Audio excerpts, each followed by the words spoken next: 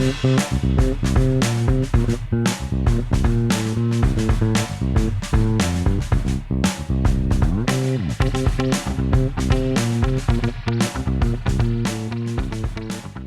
to Daily Variety, your daily dose of news and analysis for entertainment industry insiders. It's Monday, October 13th, 2025. I'm your host, Cynthia Littleton. I am co-editor-in-chief of Variety alongside Ramin Satuda. I'm in LA, he's in New York, and Variety has reporters around the world covering the business of entertainment. On today's episode, we'll talk to Brent Lang for our box office segment.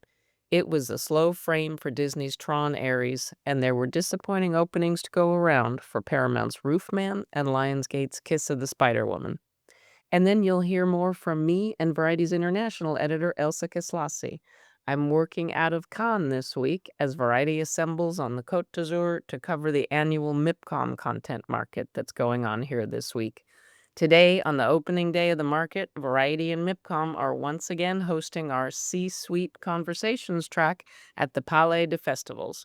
I'm doing Q&As with Media One Pictures Chief Elizabeth d'Arvu, Sony Pictures TV Chairman Keith Legoy, and we'll cap the afternoon with the Variety Vanguard Award presentation to Marco Bassetti, CEO of Banijay and a veteran of the international TV scene.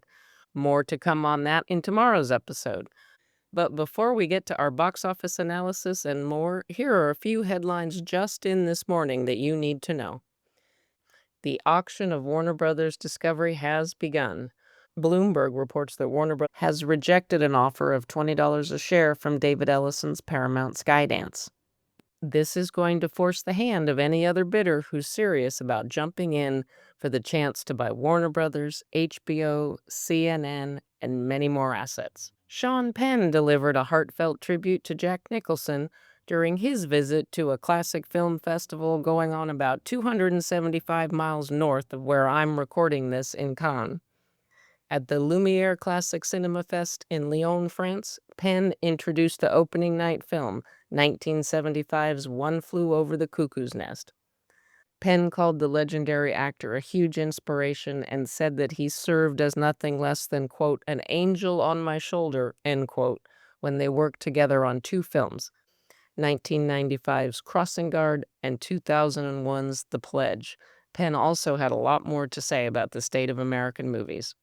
All of these stories and so much more can be found on Variety.com right now.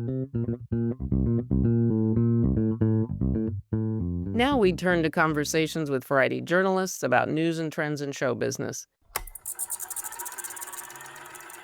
If it's Monday, we're talking box office, this time with Brent Lang, Variety's executive editor.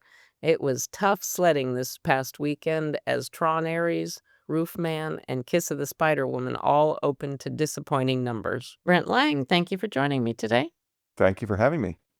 Brent, Disney had a big opening at the box office this weekend. Tron Ares, the latest installment in this franchise that they have been trying to really revive for more than a decade now. Pretty underwhelming opening. What do you think went on this weekend at the box office with Tron Ares? Well, I think this was an example of an idea that nobody was kind of asking for. This is a franchise that's in its fourth decade. It's always been more of a cult favorite than a commercial juggernaut. The first film didn't do that well when it opened in the 1980s, but it kind of developed a following on home entertainment. And then they tried again with Tron Legacy a little over 10 years ago, and that movie made about $400 million, and that was considered to be something of a disappointment.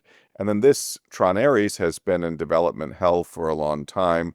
They finally got it off the ground, but it cost $180 million, and it opened domestically to $33.5 million and a little over $60 million globally, which is a pretty terrible result, frankly.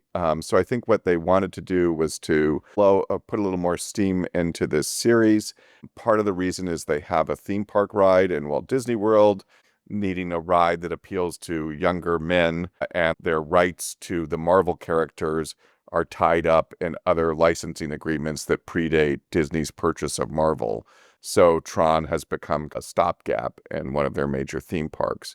So I think they were trying to figure out a way to extend this series that has charitably reached its natural conclusion in like 1989. We keep talking about this, but it does seem like the glow of quote IP, which is a phrase I can't believe we all kind of wound up adopting, just like content, which I know we fought for a long time.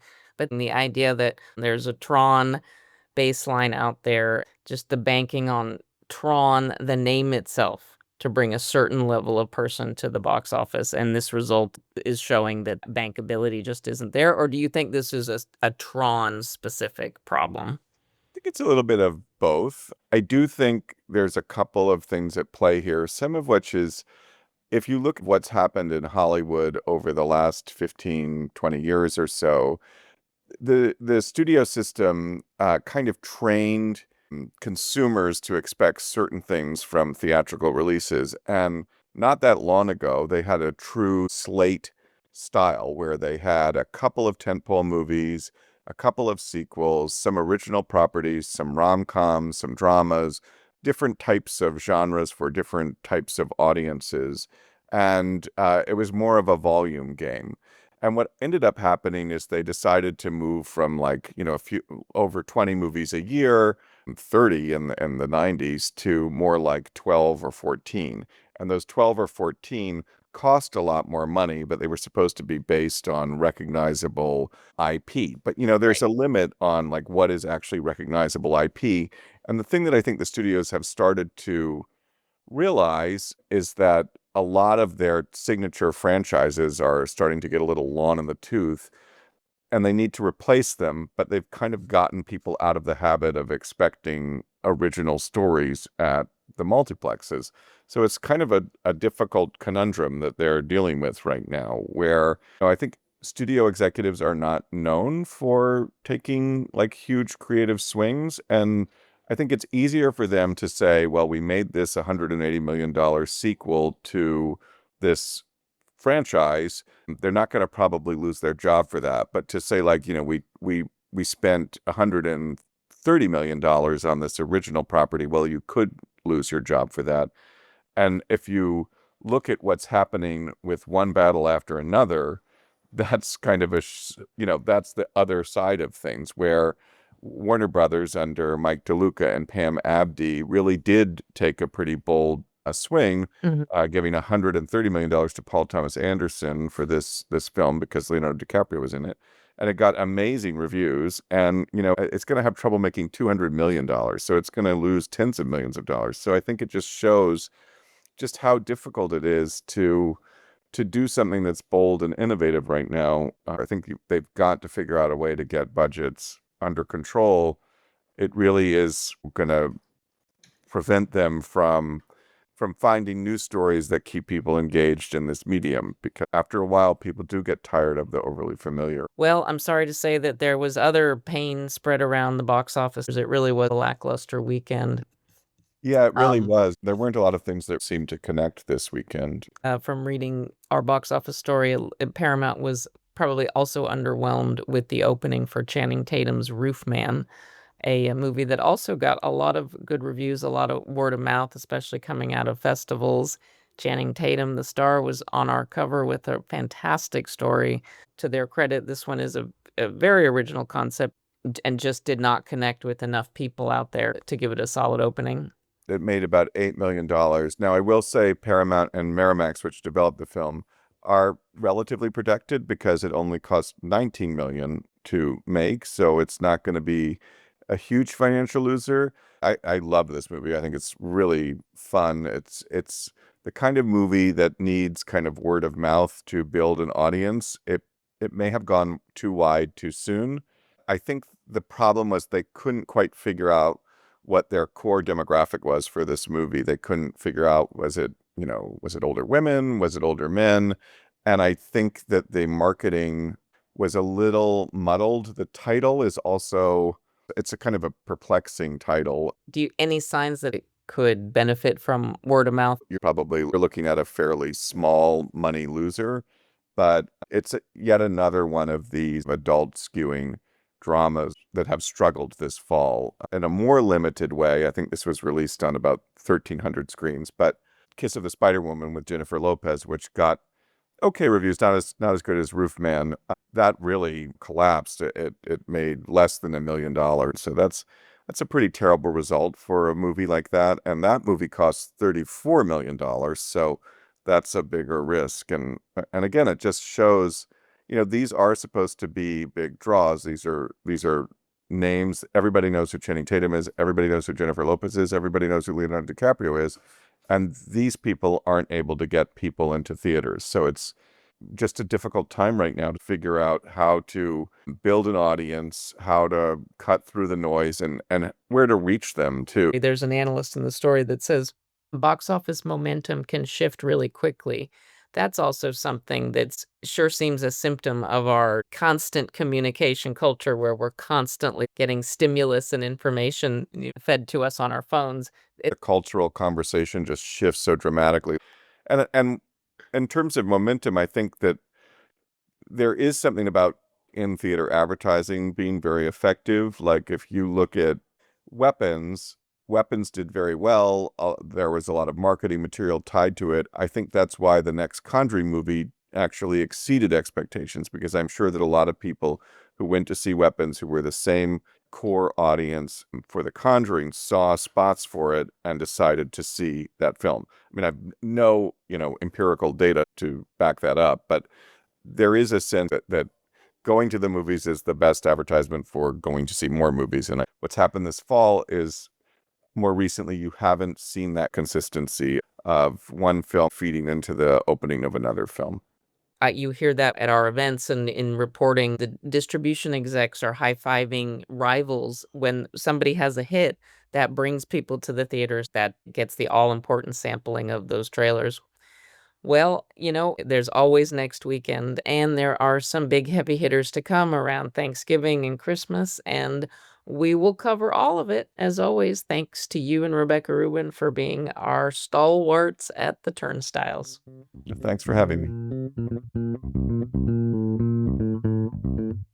Now I'm joined by Elsa Keslassy, Variety's international editor, to talk about what's making waves by the seaside in Cannes as Mipcom gets underway. Elsa Keslassy coming to us from a hotel room in Cannes, just like I'm at in a hotel room in Cannes. It's so good to see you.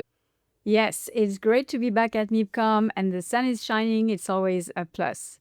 It's the reason they call it the Coast of Blue. It is gorgeous here, and the mood is upbeat. It's day one of Mipcom, making the rounds on Sunday, talking to people, having that, "Hi, how are you?" running into people at the registration and on the sidewalk. So I think people are excited to be here and network, and I lost count of the number of people asking me what's going on in the United States with the Hollywood studios, particularly a lot of interest in what's going on with Warner Brothers Discovery right now, the sale process.